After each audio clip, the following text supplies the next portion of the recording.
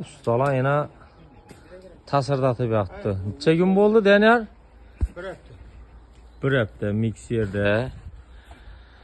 Dım katta yer bu. Plymouth aplap bile yine. Bir gün sonki güne gel. Kilenki epizetilini taşaladı. Üstüne doğaç taşaladı.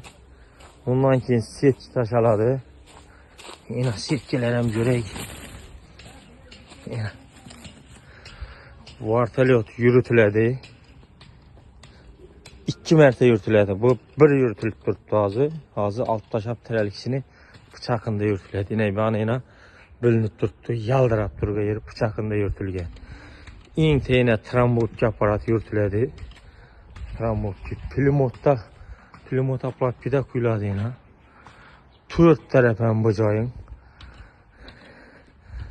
Poniste şifləngen hem yeri 7 santilikdə.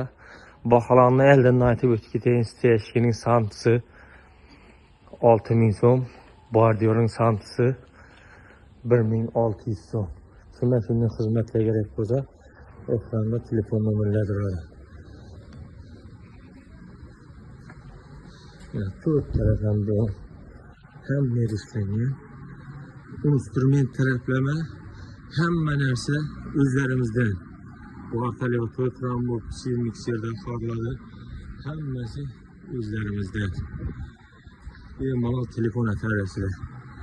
Steş, videoman tebriklerle video roliki biber koyamız. Abone olmamız. Yürekçeni kızartılıp sambaleti uçuramız. Yani yetişmezse çeygeni mikserden gelip koyacak polirattılar. Kalta eklefen ümidli. İçin öne doğan tarafına ötüp götürgalarınızın şunçelli yeri bir haftanın içinde bir atırlar 7-8 kvadrat.